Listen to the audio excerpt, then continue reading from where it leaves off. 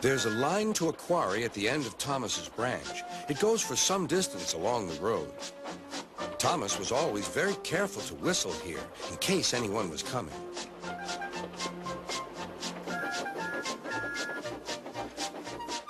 Early one morning, a large policeman was sitting close to the line. Thomas liked policemen. He had been a great friend of the officer who had just retired. Beep, beep, he whistled. Good morning. Thomas expected that the new officer would be friendly too, but he was sorry to see that he didn't look friendly at all. He was red in the face and very cross. Disgraceful, he spluttered. I didn't sleep a wink last night. It was so quiet, and now engines come whistling suddenly behind me. I'm sorry, sir, said Thomas. I only said good morning. The policeman pointed to Thomas. Where's your cowcatcher? He asked. But I don't catch cows, sir. Don't be funny, snapped the policeman. He looked at Thomas's wheels. No side plates either. And he wrote in his notebook. Engines going on public roads must have their wheels covered and a cowcatcher in front to protect people and animals from being dragged under the wheels if they stray onto the line. You haven't, so you are dangerous. Rubbish, said Thomas's driver. We've been along here hundreds of times and never had an accident. That makes it worse, the policeman answered. He wrote regular lawbreaker in his book. Thomas puffed sadly away.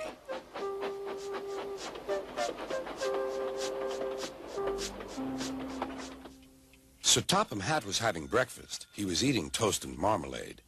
The butler came in. Excuse me, sir. You're wanted on the telephone.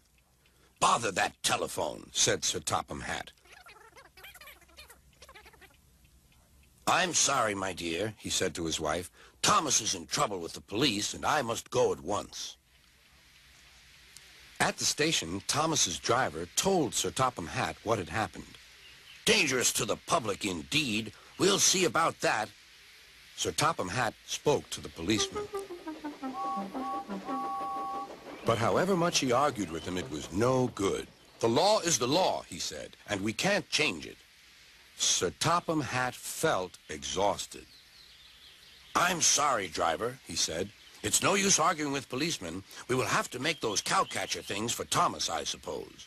Everyone will laugh, sir, said Thomas. They'll say I look like a tram.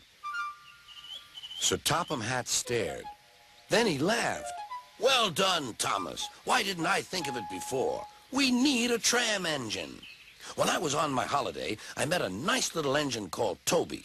He takes freight cars from the farms, but the trucks are taking over most of his work and he needs a change.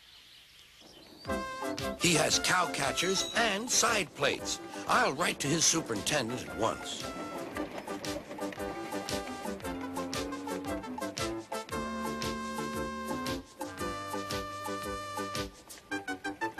A few days later, Toby arrived. That's a good engine, said Sir Topham Hatt. I see you've brought your coach, Henrietta. You don't mind, do you, sir? Asked Toby. The station master wanted to use her as a hen house, and that would never do. No, indeed, said Sir Topham Hatt. We couldn't allow that.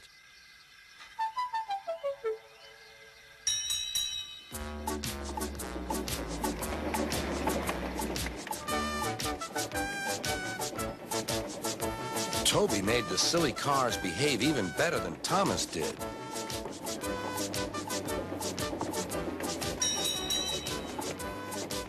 Hey, you!